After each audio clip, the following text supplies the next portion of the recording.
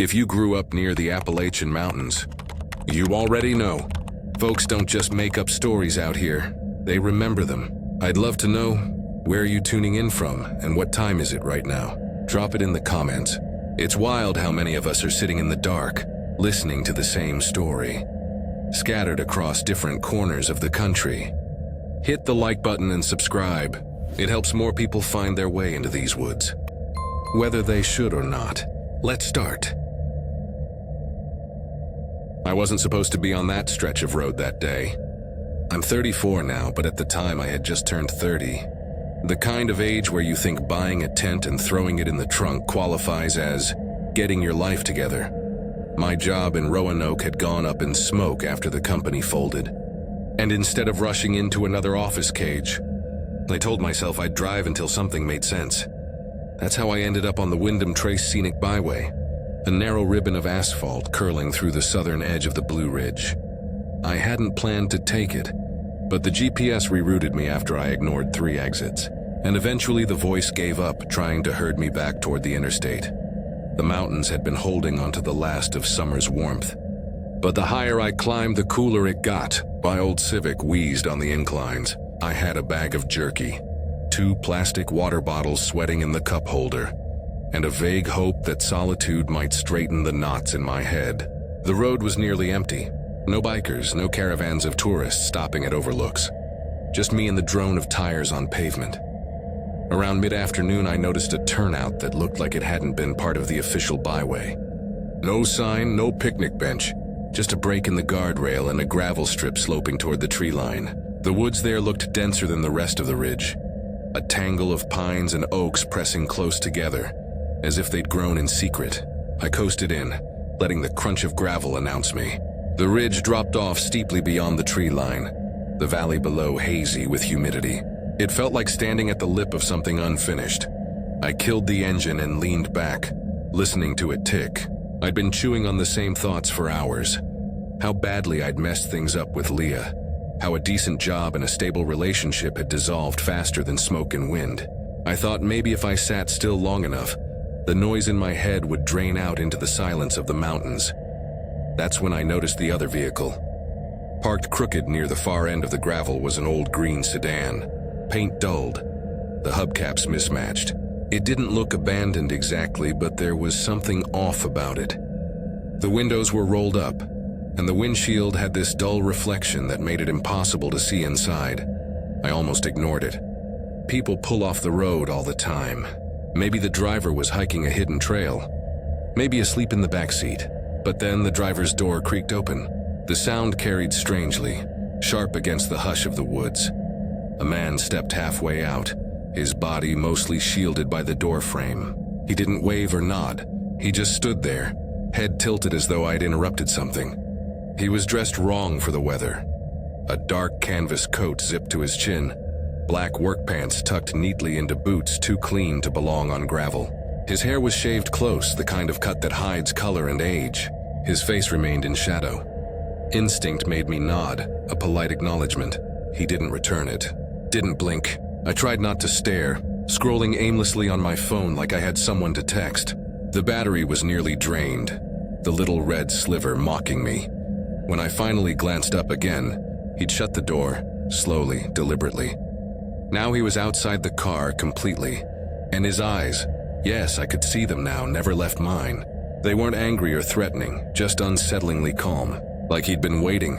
I decided I'd had enough fresh air. I climbed back into the Civic and locked the doors, pretending it was just habit. My key trembled a little in the ignition. The starter coughed once, then fell dead. My heart gave a jolt, twisted harder, desperate, as if brute force might coax it to life. The engine whined and fell silent.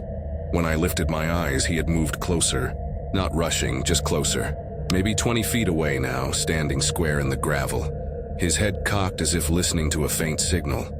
I lifted the dead phone to my ear, mouthing words like I was calling someone. I didn't even have a single bar. He seemed to notice. He raised his right hand, palm outward, as if to assure me he carried no weapon. A harmless gesture, but it chilled me worse than anything. Because while his hand hung there, his lips began to move, forming slow, deliberate shapes. Too slow, almost exaggerated as if he wanted me to read them. I couldn't. I pressed my palm against the horn. The sound exploded through the clearing, echoing down the slope. Birds startled from the trees. He didn't flinch, not so much as a blink. Then he reached into his coat and pulled out something small, black, with a stubby antenna. An old two-way radio, the kind I hadn't seen since my uncle's hunting trips. He pressed the button, still staring directly into me. Static hissed. Then a voice bled through. Low, distorted, but human. "The hollow is ready." The words cleaved through me like ice water. The hollow. That phrase tugged at something half-remembered. Stories I'd overheard in childhood about the hollow men, who whispered in the ridges, waiting for travelers who lost their way. My grandmother had warned me once, half-joking, never to follow anyone who spoke from the trees after dusk. I slammed the gear shift into reverse. Gravel shot out, rattling against the stranger's sedan. He didn't move to follow. He just watched, one hand still holding the radio, the other lowered now like a conductor releasing a note. The Civic finally coughed awake with a rattle that made my chest ache with relief. I backed hard onto the byway, tires screeching as I corrected the angle. In the mirror, I caught a glimpse of him turning, not toward his own car, but toward the tree line, stepping with uncanny patience into the wall of woods. I drove like a fugitive. Miles bled past, each curve threatening to spit me into a ravine. Every so often I checked the mirror, half expecting headlights or the flicker of that black coat among the trees. Nothing came. When I reached Miller's Fork General Store, a squat wooden building with faded red pumps and a rusted bear statue, I pulled in and sat trembling with the engine still running. I thought about calling the sheriff's office, but how would that conversation go? "Hi," a man stared at me until my car wouldn't start, then told someone the hollow was ready. Even as the thought formed, it sounded insane. I stayed there until the shadows stretched long across the lot. At some point, I realized the Civic idled steady again. No hiccup, no complaint. Like nothing had ever been wrong. Still, when I drove away, I couldn't shake the pressure between my shoulders. The certainty that if I looked in the mirror one more time, I'd see him. Not on the road, not in a car, just standing, waiting. At the edge of the timber, lips moving silently, calling me back to the hollow. And even now, years later, every time I take a mountain road and spot some nameless turnout, I feel the weight of that stare pressing through the glass. I never stop anymore. I never will.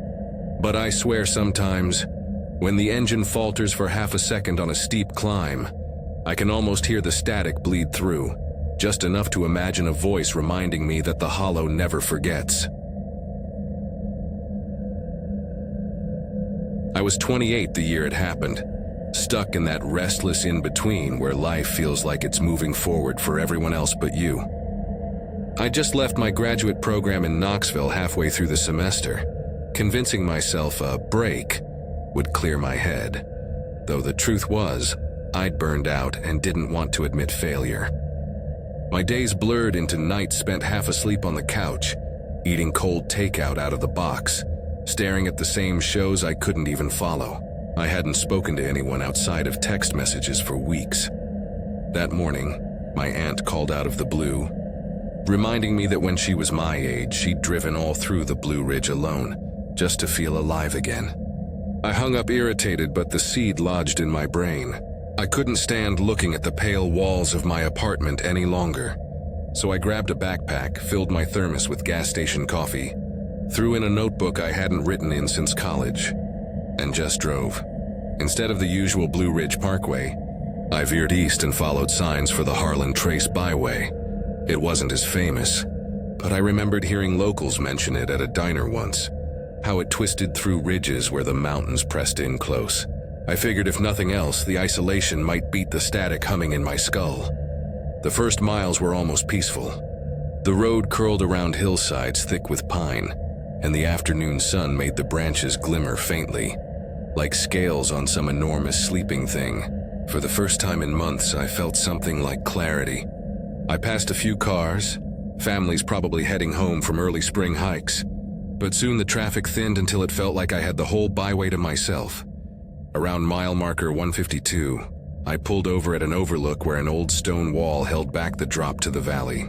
Someone had spray painted a crooked cross onto the rocks, and below it, initials layered over each other in white chalk. I leaned against the wall and drank coffee until it cooled in my hands. For a moment, I almost convinced myself I could start over, that leaving school wasn't the end of anything. By the time I reached a gravel turnout a few miles later, the sun was lower, sliding behind the ridge, throwing the hollow into shadows. The pull-off looked forgotten, just a splintered picnic table sagging in the weeds, a weather-bleached board describing some long-gone settler family, and a faint trail leading downhill into the trees. The sign had rotted so badly most of the words were illegible, though I could make out one, Harrow Glen. I told myself I'd sit for 10 minutes, drink the last of my coffee, and head home before dark. The clearing felt wrong from the beginning, though I tried to ignore it. No breeze moved through the trees. No birdsong, just a kind of smothered hush, as though sound itself had thinned out. I sat at the table, flipping my phone into airplane mode to avoid watching the signal bar stubbornly sit at 0. I scrolled through old pictures anyway, punishing myself with memories of the girl I'd been dating before I dropped everything. That's when I heard it. The snap of something underfoot. Not loud, but sharp enough to make me look up. At first I thought a branch had fallen, then it came again, slower this time. A deliberate crunch of weight pressing down on dry undergrowth. I scanned the tree line. Between two trunks, maybe 30 yards downhill, a figure stood. A man. His jacket was the first thing I noticed. A faded burgundy windbreaker zipped all the way to his throat. His hair hung forward in greasy strands, hiding part of his face. He froze the instant he realized I'd spotted him. I raised my hand automatically. A small wave, the sort you give when you accidentally lock eyes with a stranger in a grocery aisle. He didn't return it. He didn't move at all. He just stood there, his head tilted slightly as though deciding something. A long moment stretched. Then he stepped sideways, slowly, too slowly. He moved from one tree to the next, stopping to linger half-hidden behind the trunks. Every few yards he leaned out again, eyes fixed on me. It was like he was pacing himself to my breathing, refusing to break rhythm. I tried to act casual, unscrewing my thermos lid and pouring lukewarm coffee back in just to keep my hands occupied. But my chest tightened, my mouth gone dry. I stood intending to walk calmly to the car.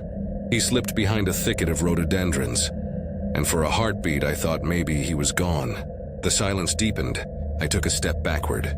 When I dared a glance over my shoulder, he was closer. Much closer. 15 yards now, standing on open ground, hands buried deep in his jacket pockets. He didn't look startled at being caught. He didn't look curious or apologetic either. Just patient. I backed toward my car, forcing myself not to break into a run. The bumper knocked against my legs. My fingers scrabbled behind me for the door handle, fumbling until I finally yanked it open. I slammed it shut, breath ragged, and jammed the key into the ignition. For a terrible moment, the starter clicked hollowly. My heart lurched into my throat. I risked a glance. He had begun walking uphill toward me. Not hurrying, not running, just deliberate, steady steps, each one placed like part of some ritual. I twisted the key again, and the Civic roared awake with a sound so loud it startled me. Gravel sprayed as I reversed, fishtailing onto the asphalt.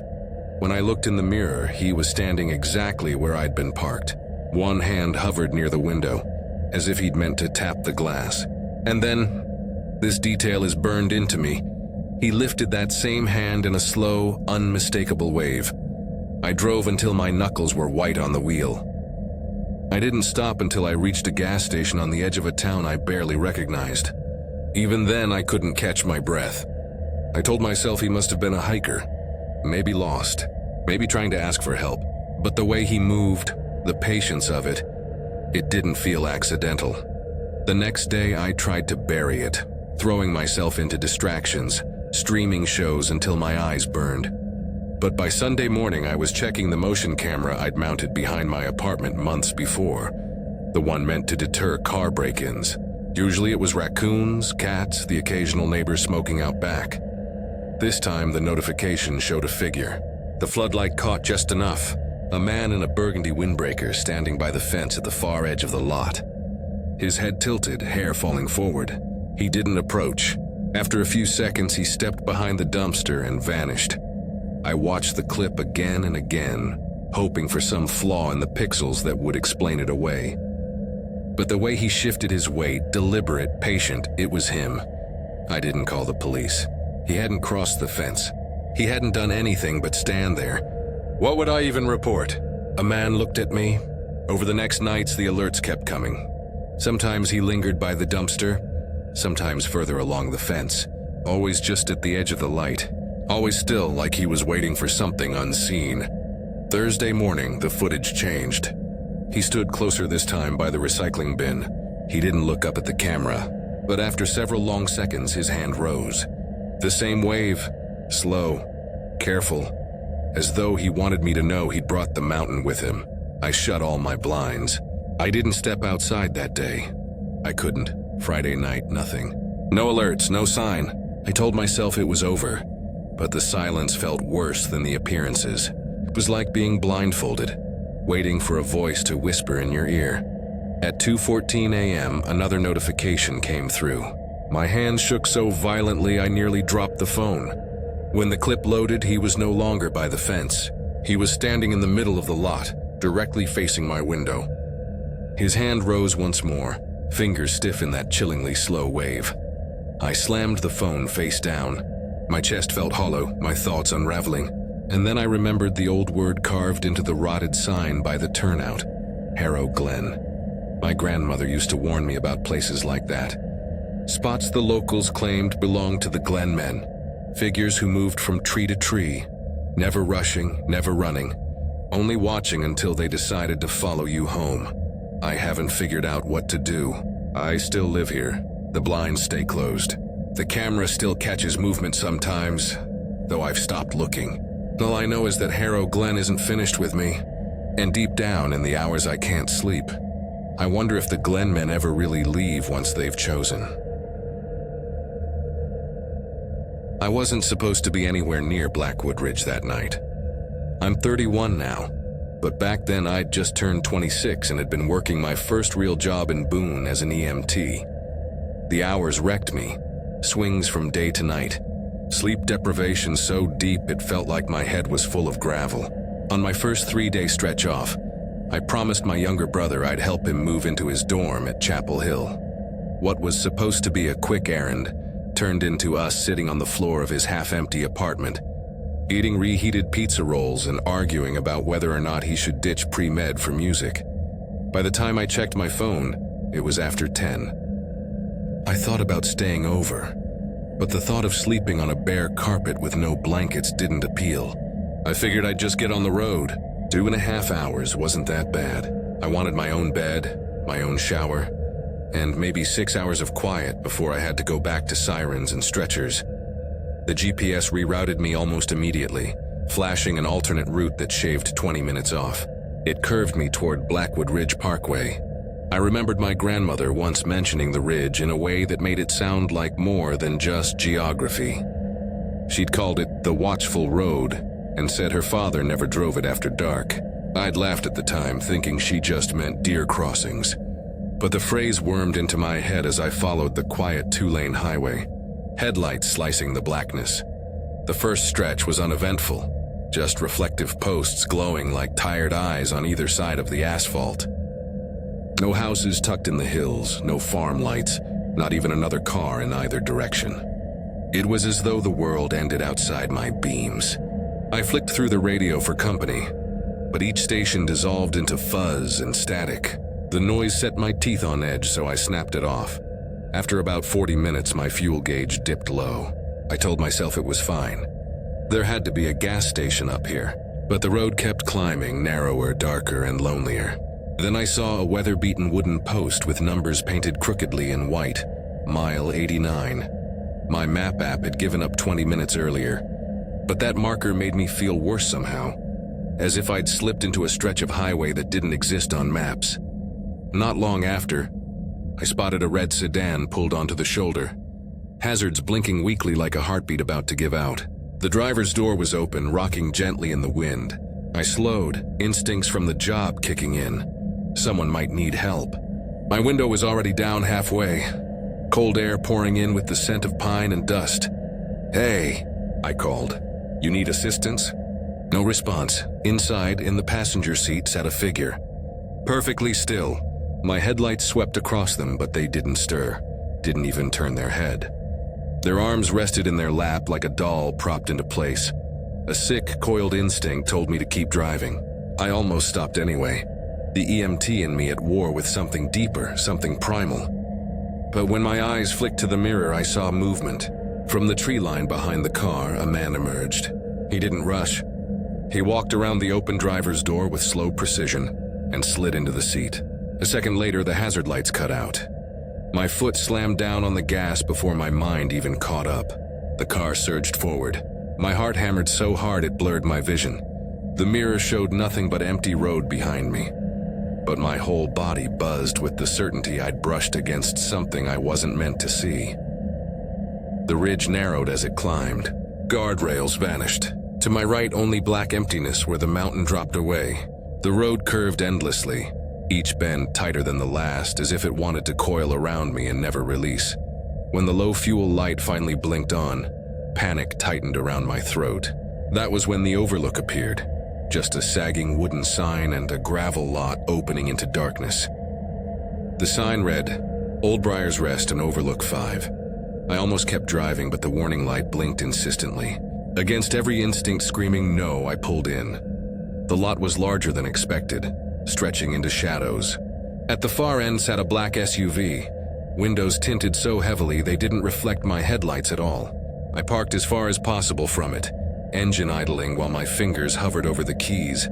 The quiet was unnatural, thick as wool. My breath fogged in the cabin, though the night wasn't that cold. I checked my phone again, no bars. Nothing but the digital clock's glow. I stared at the SUV. For a long moment it was just a shape, matte and motionless. Then something shifted behind its windshield. Not a full movement, just a flicker, like something adjusting in its seat. A heavy thud rattled my own car's back window. I flinched so hard the keys nearly slipped from my hands. Another thud followed, closer this time, on the driver's side rear panel. My pulse roared in my ears. I jammed the keys into the ignition, hands shaking violently. The engine coughed once, faltered. My chest collapsed inward. Then the SUV's door opened. A figure unfolded itself, tall, gaunt, and deliberate. It began to cross the gravel, arms loose, head tilted forward as though listening to something only it could hear. The Civic's engine finally roared alive. Gravel screamed under my tires as I reversed, clipping a wooden post. The whole frame jolted, but I didn't care. I spun the wheel, slammed into drive, and peeled out of the lot. I didn't look back. Not once. The road coiled and twisted, but I kept the needle pinned past 70. I drove until the dark broke open into fluorescent light. A gas station called Miller's Pump, open all night. I pulled in so fast the brakes squealed. For 10 minutes, I sat under those buzzing lights, staring at the black ribbon of road I'd just left. Nothing followed. No headlights, no shadows. Just the quiet hiss of pumps and the distant chirp of an electric sign. I told myself I should call the sheriff, but how would it sound? There was a car with a mannequin, and a man stepped out of the woods and another climbed out of an SUV? No. Even saying it in my own head sounded absurd. I drove home with every window locked and the radio off, my eyes flicking to the mirrors until they blurred. That was months ago, but sometimes just before sleep I hear it again. The deliberate thud against glass, as if someone is testing where the weakness lies. And I remember what my grandmother said, the ridge is watchful. Once it notices you, it never looks away. At 27, I should have been planning the next step in my teaching career, not sulking through half-packed boxes in my apartment and driving mountain roads with no destination. But when my friend Tyler bailed on our planned backpacking trip at the last second, his sister had gone into labor, a perfectly good reason. It left me staring at my own reflection in the microwave door, wondering if I was too much of a coward to go alone. A stubborn part of me decided I couldn't just stay behind. I told myself the solitude would be good. Maybe I'd think through the tangle of choices I'd been avoiding. Moving cities, breaking off a relationship that had long since grown stale, finding a new job before my savings ran dry. The noise of the city never let me think, so I stuffed the trunk with camping gear, a paper atlas I'd found in my dad's garage, and a week's worth of snack bars. By early afternoon, I was on the Cold Spring Pass Byway, a 2-lane road slicing through a lesser-known part of the Appalachians in eastern Tennessee. It wasn't as popular as the Blue Ridge Parkway, which was partly why I chose it. Less traffic, less chance of running into families with selfie sticks. The map showed it hugging the ridges for nearly 100 miles before looping back toward Johnson City. The first stretch was everything I wanted. Long, empty curves. Forest walls leaning in on either side. Ridges rising like ancient jaws against the sky. I stopped at 2 overlooks to snap pictures, though they all looked the same. Mist pooling in valleys, trees stretching forever, no sign of towns. I sent one photo to Tyler with a caption, "See what you missed." He never replied, but I wasn't surprised. By late afternoon, the clouds had thickened into a dull gray ceiling. My gas gauge had sunk lower than I expected, just under a quarter tank. A rusted green sign offered a solution. Blake's Hollow Fuel, 11 miles. An arrow pointed down a narrow spur road that looked more like a driveway than a route to anywhere. I hesitated. The main byway was beautiful but empty, and if I ran dry up here, I'd be in real trouble. 11 miles didn't sound far. I turned off. The spur road dropped fast, curling through switchbacks, asphalt cracked and patched like scar tissue. Pines pressed close, their branches webbed with old lichen, dripping faintly though the air was dry. 2 miles in, my phone lost signal entirely. The silence in the car grew heavier with each curve. 10 minutes passed. No gas station, no houses, not even a mailbox. Just the endless wall of trees. The light dimmed to that murky twilight hollows always seemed to hold long before sunset. My hands tightened on the wheel. When I rounded a bend, a gravel turnout appeared, a patch barely wide enough for 2 cars. Relief made me pull in, if only to stretch and slow the pounding of my pulse. Across the road stood a wooden marker, slanted and gray, its paint long stripped away. Only one word was still legible, carved deep enough to resist weather: Ashfern. An arrow pointed into the trees. For reasons I can't explain, I killed the engine and got out. The air smelled metallic, like old iron, and faintly sweet, as though something rotting lingered just out of reach. I stared at the sign, Ashfern Trail. The name gnawed at me. I'd heard it once before, maybe in a folktale my grandfather told when I was a kid. Something about the Ashfern Watchers, mountain figures who mimicked travelers until they could steal their way home. I told myself it was just a hiking path. Nothing strange about that, but my gut twisted as I crossed the road. I locked the car out of habit, shoved the keys into my jacket pocket, and stepped onto the trail. The descent was immediate, the trees closing behind me until the road vanished from sight. Laurel and pine tangled overhead, choking out what little daylight remained. I counted steps: 50, 100, 120, just to give myself something to hang on to. At 130, I glanced back.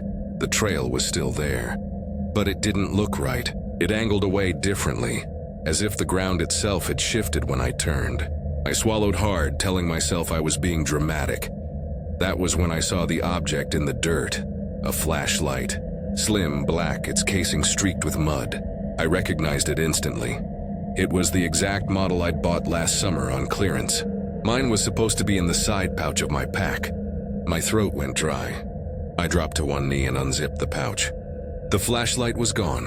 The one on the trail was warm when I picked it up. Too warm for the cool air. I dropped it like it burned me. Branches crackled to my right. Footsteps. Slow, deliberate, paralleling mine. Not behind, not ahead. Off in the brush, pacing me with uncanny precision. I froze. The steps froze. Hello? My voice cracked, swallowed instantly by the trees. Silence. I took one step forward. Another crunch answered from the right. Perfectly matched. My scalp prickled, sweat trickling cold down my spine. I sped up, trying to breathe evenly. The footsteps quickened in exact rhythm. The trail bent left around a fallen log. I lunged past it, hoping to catch whoever was stalking me. That's when I saw them. A figure, half hidden behind a boulder, wearing a forest green jacket, hood up, a face visible, my chest seized. That was my jacket. The one folded in the back seat of my car. Hey! My voice came out strangled. No answer. The figure tilted its head slightly, then turned in one smooth motion and walked deeper into the trees. Not rushed, not hurried, just deliberate, like it knew where it was going. The footsteps to my right started again, slow, patient. I stumbled backward, heart jackhammering. My mind reeled. How could anyone have taken my jacket?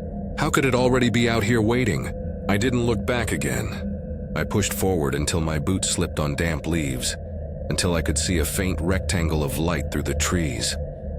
The turnout. My car. I sprinted. The Civic sat just where I'd left it. For a single hopeful moment, I thought I'd imagined everything. Then I saw the passenger door, wide open. I knew I'd locked it. My backpack lay unzipped on the seat. The flashlight I'd found on the trail was gone. I didn't check the back. Couldn't. I threw myself inside, slammed the door, and jammed the keys into the ignition. The engine sputtered once, then caught. Gravel spat as I reversed too fast, skidding onto the cracked road.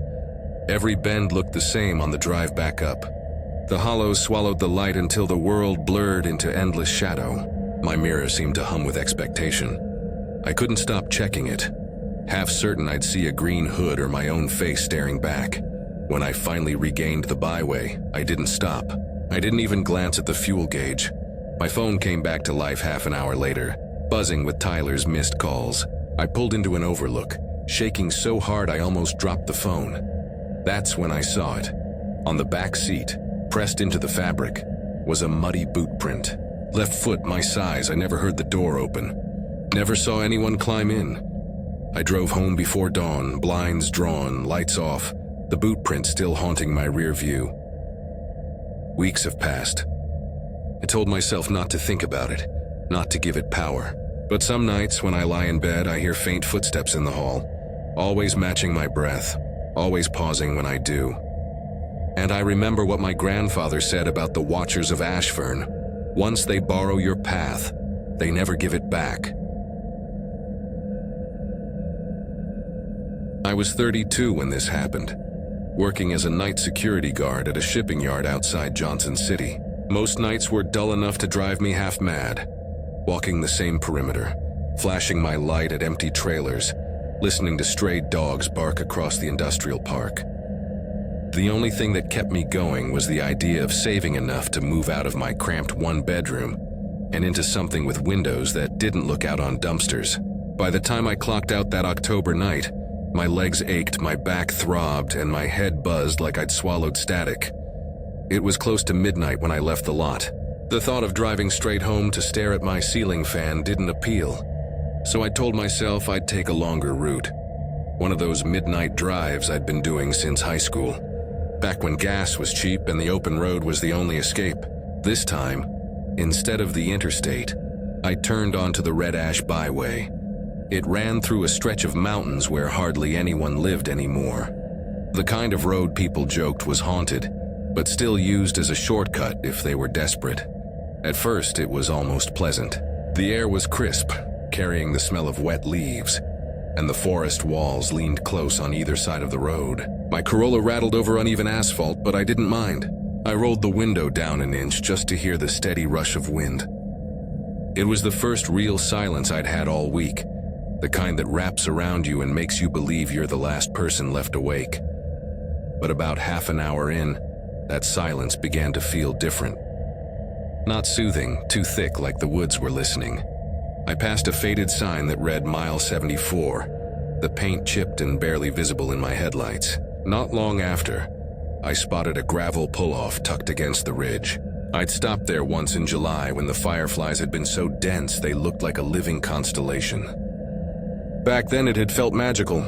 Tonight it was nothing but a void. Something in me wanted to park. I told myself it was just to stretch, maybe look at the stars. But another part of me knew I wanted to see if that suffocating silence would break if I faced it head on. I pulled in and cut the engine. The ticking of the hood was the only sound. For a few minutes, nothing happened. My eyes adjusted to the dark. The air smelled like cold stone and damp bark. I leaned back thinking maybe I'd drive home after all. That's when I saw them. 2 red points of light in the distance rounding the bend, tail lights. At first I thought it was just another car creeping along carefully. The road twisted enough to make people cautious. But the lights didn't move past me. They slowed, then eased to a stop about 20 yards behind my bumper. They hovered there, glowing steadily. I waited for someone to get out. Nobody did. Something felt wrong. The light didn't hit the asphalt the way headlights or taillights usually do. It didn't reflect on a bumper or flicker against glass. It was just 2 floating orbs of red, hanging 4 feet off the ground with nothing connecting them. I told myself I was tired, that my eyes were playing tricks. Still, I got out of the car, gravel crunching under my boots. "Hey!" I called. "Everything okay?" No answer. The red light stayed steady. No blink, no sway, no sound of an engine. I walked closer, shading my eyes with one hand. Halfway across the lot, they vanished. No fade, no dimming. Just gone like someone had blown out candles. My stomach dropped. I spun back toward my car and froze. The passenger door was wide open. I knew I'd locked it. I always locked it. I was obsessive about it. Inside, the glove box gaped. Papers were scattered across the seat and floor like someone had rifled through them. My backpack was unzipped, contents spilling out. My phone lay on the seat. When I grabbed it, it was icy. Colder than the night air, colder than anything else in the car. The screen wouldn't turn on. Dead. I sat behind the wheel, trying to breathe evenly. That was when the red lights reappeared. This time they weren't 20 yards away.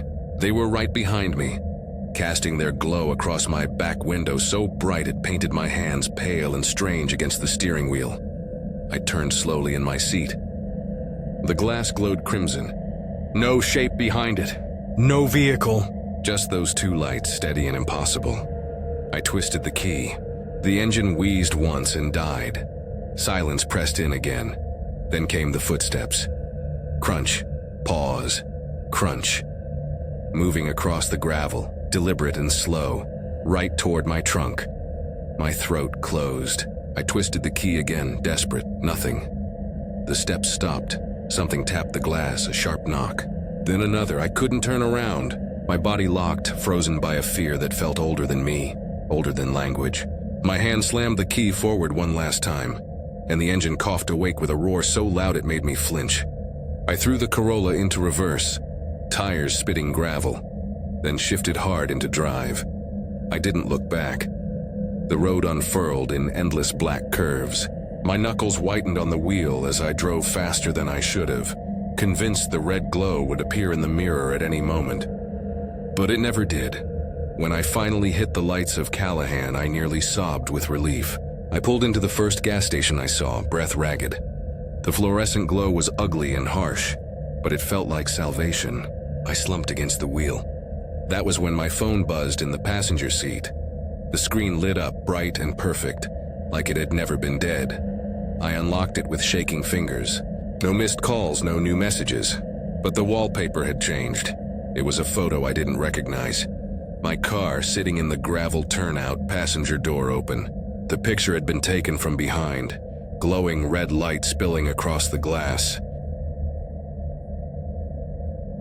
I wasn't driving the old Boone Trace Scenic Highway for the scenery. I was running away from myself.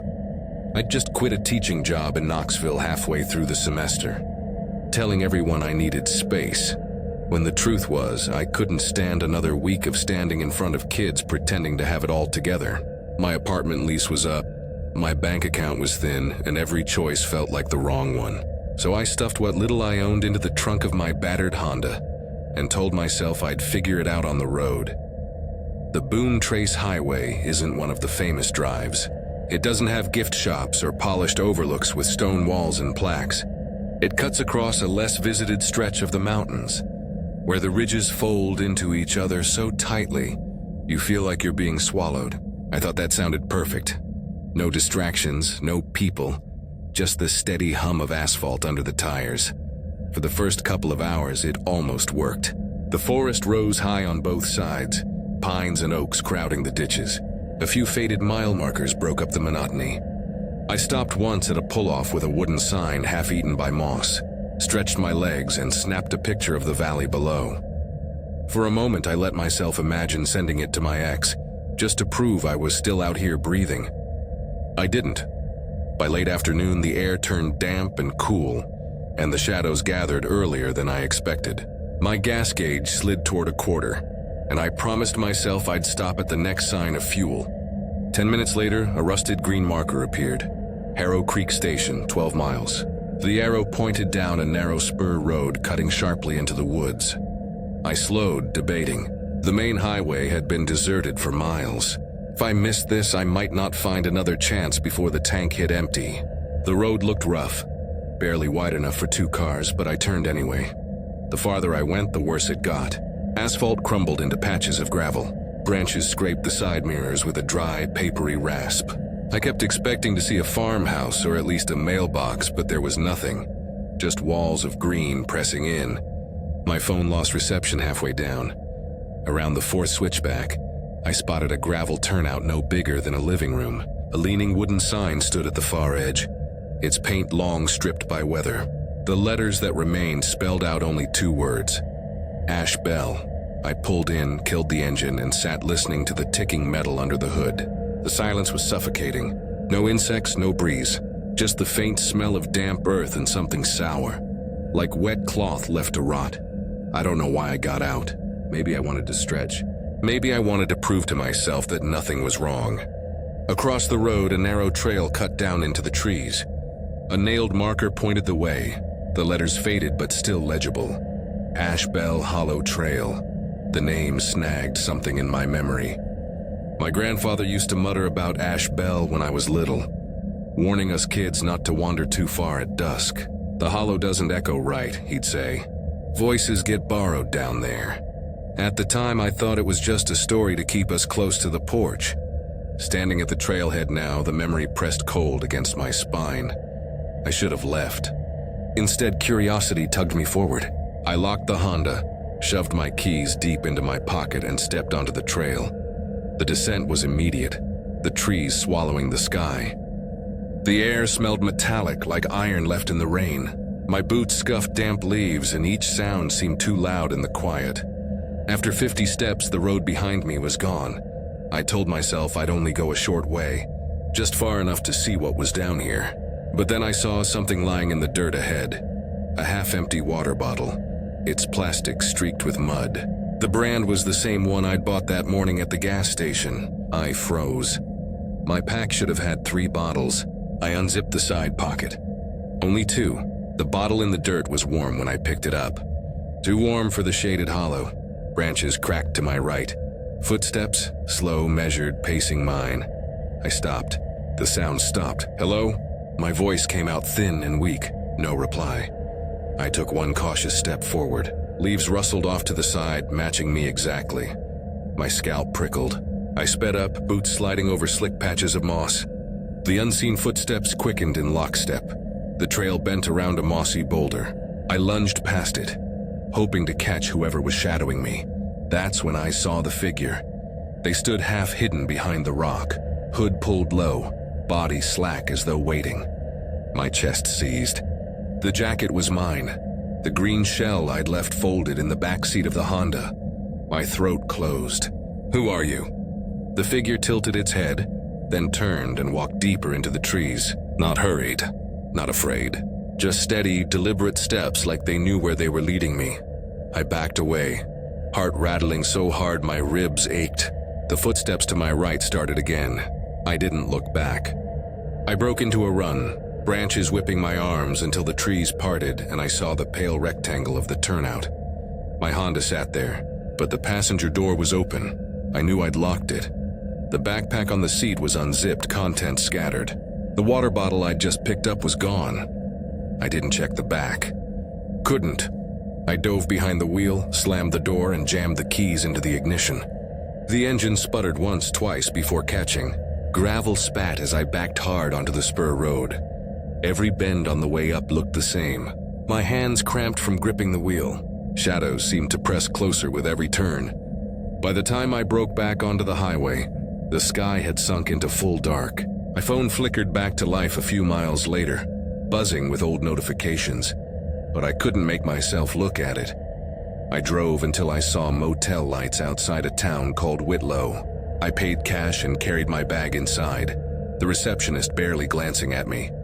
Only when I locked the door behind me did I finally check the phone. My stomach dropped. The photo app was open. A new picture filled the screen. It was my car sitting in the turnout, passenger door wide open. The shot had been taken from behind, and in the reflection of the back window, blurred but unmistakable, was my own face. Only the eyes were gone. I was 30 when I took that short-term mapping contract, the kind of job that doesn't look like much on paper, but promised a paycheck big enough to cover 2 months' rent. The assignment was simple. Drive stretches of the Gray Hollow Scenic Drive, stop at designated coordinates, and log readings from a signal scanner to confirm coverage. No co-workers, no offices, just a borrowed state-issued pickup, a clipboard, and long hours alone on the road. It suited me. My teaching job had collapsed that spring. My relationship had already fizzled before that, and I wasn't interested in explaining myself to anyone. Most days blurred together. Unlock the depot, load the scanner, follow the list of mile markers like scripture, and record the little string of numbers that meant everything was normal. I liked the sameness of it, how it insulated me from decisions. If I didn't think too hard, I could imagine I'd chosen the work for the view, not because I was running out of options. By the third week, I had learned every bend of the route. The early part wound gently along the ridge with tall sycamores brushing the guardrails, and by late afternoon the light would gather heavy in the hollows until the whole world felt bruised purple. That day had started no differently. My notes were neat rows of figures, the odometer ticked along without trouble, and I even allowed myself the thought that I might finish early enough to sit down at a diner before heading home. My last stop was a turnout I'd pulled into plenty of times before. It sat just past mile marker 131, a wide gravel shoulder overlooking a valley where the pines dipped down so steeply you could see ridges stacked like old sagging books. Nothing unusual about it. I rolled in, kept the engine idling, and held the scanner up. 3 steady chirps, then the line of digits appeared on the screen. Routine. I shut the ignition, but I didn't close the door. I figured I'd be climbing in and out a half dozen times while cross-checking. The first odd thing was small. When I stepped down, my boot sank into a puddle soaking through to my sock. Cold water sharp enough to make me hiss. I cursed under my breath. It was nothing, but it unsettled me more than it should have, like the day had slipped slightly out of rhythm. I picked my way into the grass beyond the shoulder, burrs catching on my jeans, trying to position the scanner where the glare wouldn't wash out the screen. The numbers stayed frozen. I smacked the side with my palm. Still frozen. When I finally looked back toward the truck, the door had swung shut. It should have been nothing. A gust, maybe. But the air was still. The trees didn't stir. Even the grass seemed stiff, as if holding its breath. My pulse stuttered. I walked quickly back up the embankment. The handle didn't budge, locked. I pressed my face against the glass. The keys dangled from the ignition, swaying faintly, as though someone had just brushed against them. For a long moment I stood there, forehead against the window, trying to invent an explanation. A careless mistake. Maybe I hadn't noticed locking it, but my chest was tightening, my brain skipping like a scratched record. I circled the truck, tugged at the passenger side. Locked too. I set the scanner on the hood and tried to steady my breathing. That was when I heard the footsteps. Slow, measured, crunching across gravel. Behind me. I turned so fast I nearly slipped. No one. The sound stopped. Silence thickened until I could hear the blood in my ears. Then the steps resumed, this time to my right, pacing me. Deliberate. Hello? My voice was high, thinner than I wanted. Nothing answered. The steps halted again, then I heard it. My own name. Spoken clear, steady, but off in a way that scraped along my nerves. It sounded like me, but not quite. The syllables fell too evenly, like they'd been rehearsed. I froze. The voice came again, coaxing. Over here, from the far side of the truck, my chest hollowed. I backed away until my shoulders pressed against the rear bumper. My eyes searched desperately for a person, any shape. But there was only the still air, the quiet trees. The mirror on the back of the truck caught my reflection. My own smudged outline stared back at me, warped by dust and streaks of rain. And just as I steadied myself, something shifted behind that reflection. A flicker, as though a shadow had peeled loose. The air crackled with a faint vibration, like the hum of a power line. I didn't wait. I slammed the tailgate closed, nearly catching my hand, and ran. Gravel skittered under my boots, lungs tearing with every breath. I didn't look back until the turnout was a pale blur behind me. The road curved, the valley walls pressing in, and still I pushed forward, half convinced I'd hear those deliberate footsteps closing in. Eventually, when my legs felt like they belonged to someone else, I stopped. The world stood still. No sound but my own ragged gasps. I turned slowly in a circle. The highway lay empty. No trucks, no figures, nothing but silent trees. For one dizzy moment, I told myself I'd lost my mind. Too many hours alone, sleep deprivation, an overactive imagination stirred by an old folktale. That had to be it, but when I made myself walk back, the truck sat exactly where I'd left it. The driver's door was wide open again. The keys dangled from the ignition, gently swaying. The scanner rested on the hood, screen blinking the same frozen digits. My knees nearly buckled with relief. I climbed into the cab, hands shaking so hard it took 3 tries to get the key to turn. The rumble of the engine was the sweetest sound I'd ever heard. I drove until the highway spilled into a small town called Beckford. I parked under the bright lights of a gas station, cracked the window, and sat there gulping air until the trembling in my hands subsided. I told myself I'd never mention it in the report. If my supervisor asked why I skipped the last 2 checkpoints, I'd blame the scanner. But later that night, when I finally unlocked my apartment, I saw the note. It was lying on the kitchen counter, though I hadn't left it there. My handwriting, my pen, it read, "Over here." I was 32 when I finally took a real break from my job. Not the kind where you tell yourself you're off, but you're still answering messages at midnight. Real break, 4 days. I told people I was heading to see a friend in Knoxville, which wasn't true. What I really wanted was to drive somewhere that didn't feel like it belonged to anyone else. I'd been working double shifts at the hospital for almost a year, and between the endless alarms and sick room walls, I couldn't remember the last time I'd gone more than 5 minutes without hearing a voice calling for me. I thought if I could get on a quiet road, I might be able to hear my own thoughts again.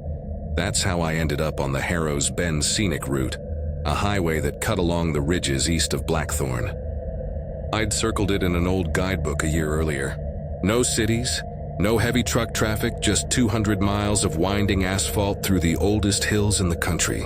People back home called it the Church Road, because once you got on it, you could drive an hour without seeing a gas station or a single lit window. It seemed perfect. I rented a bigger SUV than I usually drove.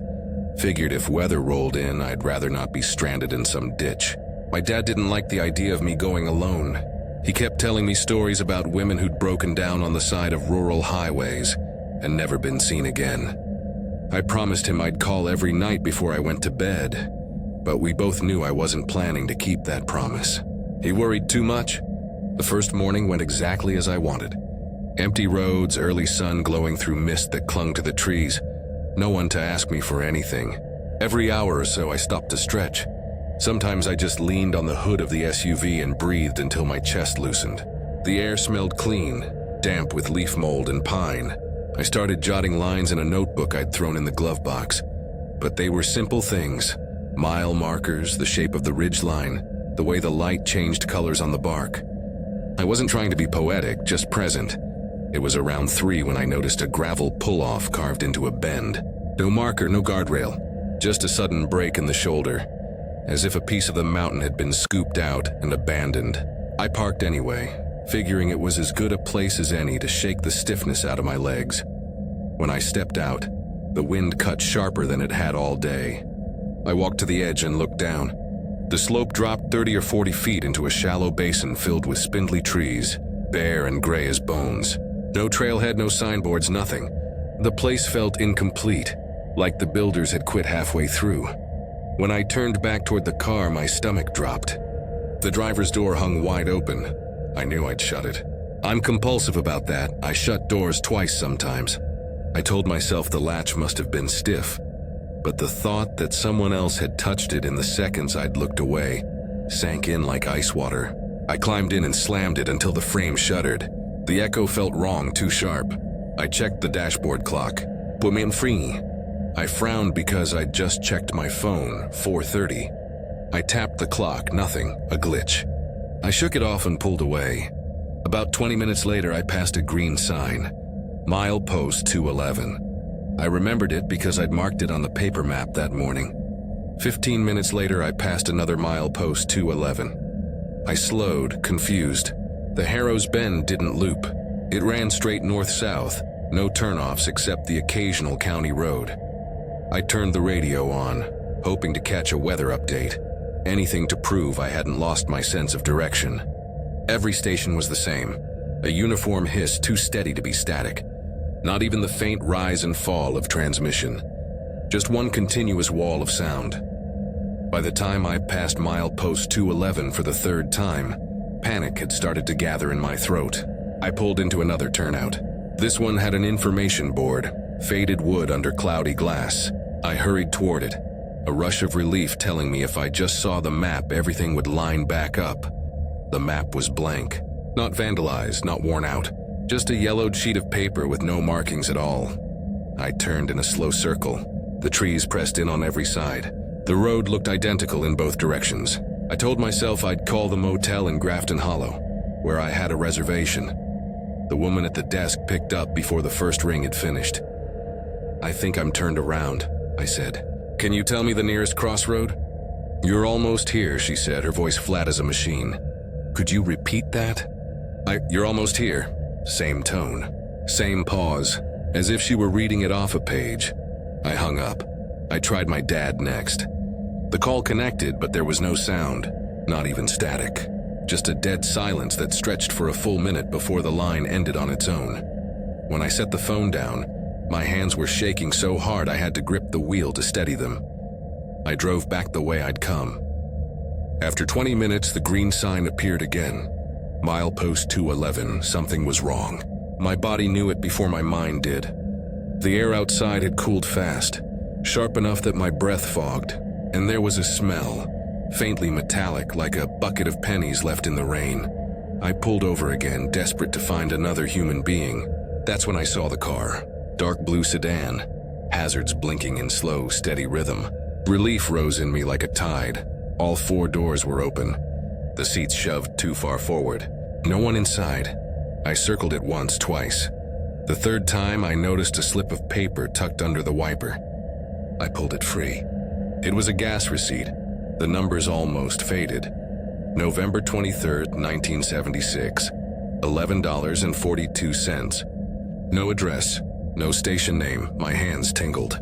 I placed it back exactly as I'd found it and hurried to the SUV, locking every door. The dash clock still read 2:14. I kept driving. Hours passed, or what felt like hours. The woods never changed. The sky didn't darken, though the light never brightened either. When my phone battery drained to nothing, I laughed aloud, though the sound shook. At last I reached a narrow bridge, low concrete walls on either side. I drove under it, relief flooding me. On the other side, the pavement turned rough, cracked and patched like it hadn't been maintained in decades. The trees crowded so close I could almost brush their trunks if I leaned out the window. 100 yards ahead, something pale lay across the road. A tarp. I slowed. My headlights painted it stark white. The fabric twitched. Not like wind, like something underneath shifted. I reversed. The tarp slid out of sight. When I looked forward again, the bridge was gone. I drove until my vision blurred, until my knuckles ached from clenching the wheel. No cars, no landmarks, nothing but the same milepost, the same trees, the same suffocating loop. And then, without transition, I was parked outside the Grafton Hollow Motel. The neon sign buzzed above the office. I looked at the dash clock. 2:14. My phone screen was black. The clerk came out as I climbed stiffly from the SUV. She rubbed her arms against the chill. "I saw you pull in hours ago," she said. "Thought you'd fallen asleep." I didn't answer. In the room, I plugged in my phone. The gallery was empty. Every photo from the trip gone. Except one, a single black frame, timestamped 2:14 p.m. When I laid down, I swore I heard the motel phone ring once. Just once, not again. Before dawn, I packed and drove home without stopping. I've never taken the Harrow's Bend again, but sometimes when I pass a digital clock, at the bank, at the hospital, in my own apartment, it freezes for a moment, and in that stillness, I think I hear a voice I almost recognize whispering, "You're almost here." I was 36 when I decided I needed to leave town for a while. The hospital where I worked had chewed through 3 administrators in a year, and every shift ended with some crisis dumped in my lap. My phone buzzed even in the shower, even while I was trying to sleep. The last straw was when I caught myself answering an email in the grocery store parking lot and realized I couldn't remember how I got there. My body was on autopilot, and my head felt like it belonged to someone else. So I planned a trip, not a vacation in the normal sense, but a drive. My uncle used to say if you wanted to think clearly, you had to get on the back roads, the ones where the mountains close around you and the asphalt narrows to a ribbon. That's where you'd find your head again, he claimed. I didn't believe him when I was a teenager, but now, burnt out and half hollow, I was willing to try anything. I chose Crow Valley Parkway, a long stretch of mountain road running through a part of the Appalachians nobody writes postcards about. The guidebook called it lightly trafficked. My uncle called it a place where roads don't always stay put. I laughed when he said that. Later, I'd remember it differently. I rented a mid-sized SUV, packed a cooler with bottled water and sandwiches, and left before sunrise. The first hour was the kind of quiet you tell yourself you'll remember forever. Pale light on frost-bitten fields, the occasional truck hauling hay, a sense of calm so strong I almost cried from the relief of not being needed by anyone. By the time the road began climbing into the ridges, I'd started to feel a little like myself again. I stopped twice to breathe in the air, sharp and mineral-heavy like wet stone. Every turnout had a view worth photographing, though I mostly took notes in a small leather notebook instead. Just words. I figured writing down what I saw might keep me tethered to the real world. It was just after 9 when I passed the first sign, a wooden board, paint flaking, nailed to a post leaning slightly to the left. Overlook ahead. 1 mile, nothing unusual. I drove on. 10 minutes later, I saw it again. Same cracked paint, same splintered edge on the bottom corner. I told myself it had to be another sign printed in the same style. Maybe the Park Service bought them in bulk. But something inside me twisted because I knew it wasn't just similar. It was the same sign. 5 minutes later, I passed it a 3rd time. My hands tightened on the wheel. I decided to pull over. The tires crunched on gravel, louder than they should have, as if the sound was the only thing left alive. I checked my phone. It woke for half a second, screen glowing with the little loading wheel, then went dark. I tapped it until my thumb hurt. Nothing. The quiet pressed in. Not peaceful quiet. The kind that feels like it's smothering you. No wind, no birds, not even the distant hum of another car. I stepped out, boots scuffing the gravel. It was the only sound. I walked 30 yards up the shoulder, trying to prove something to myself. The trees were packed so tightly they made the road feel like a tunnel. I turned to look back. The SUV seemed farther away than it should have. Not impossible, but off. Like the distance had doubled while I wasn't looking. My chest tightened. I climbed back in and shut the door harder than I meant to. The dashboard clock blinked. 1:54, I blinked at it. Before I got out, it had said 9:28. I'd been gone 5 minutes, maybe. My thumb traced the numbers on the display like I could will them to change. They didn't. I turned the key. The dash lights all died for a second, then surged back to life. The speedometer needle jumped, settled. I pulled forward. The sign greeted me again. Overlook ahead, 1 mile. I drove faster. My shoulders ached from how tightly I gripped the wheel. The forest blurred. The road coiled back on itself. And still the same sign waited at each bend. Somewhere near the 4th or 5th repetition, I saw the car. A blue sedan sat on the shoulder. Hazards pulsing red-orange. The driver's door hung open. A man stood behind it, one hand pressed flat on the trunk. His head tilted like he was listening to something I couldn't hear.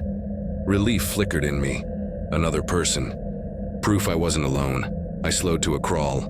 Rolled down the window. Hey, do you need help? He didn't answer. His mouth moved, shaping words without sound. I pulled ahead and parked, gravel snapping under the tires. When I stepped out, the sound seemed to echo too long, bouncing back from trees that shouldn't have been close enough to catch it. Sir? My voice shook, no reaction. I circled toward him. His lips moved steadily like he was repeating the same phrase. His eyes were glassy, pupils pinpoints, gaze unfocused. Can you hear me? His head snapped toward me so fast I stumbled back. His eyes locked on me, but they didn't seem to see me. They looked through me, pupils drilling into some point beyond my shoulder. A cold sweat broke down my spine. I fumbled backward until my hands found the SUV's door handle. When I looked back, he hadn't moved. His mouth was still shaping those silent words. I climbed inside, slammed the door, and twisted the key so hard my wrist popped. The engine roared. I pulled onto the road without looking back. The next curve held the sign again. Overlook ahead, 1 mile. A sound ripped out of me, raw, panicked, not like my own voice. The sky brightened, then dimmed, then brightened again as if time itself was skipping. The gas gauge dropped toward empty. I kept driving. Eventually the forest thinned. The road leveled out. Up ahead, a small wooden building appeared. A ranger station. A white pickup was parked out front, gleaming like a lifeline.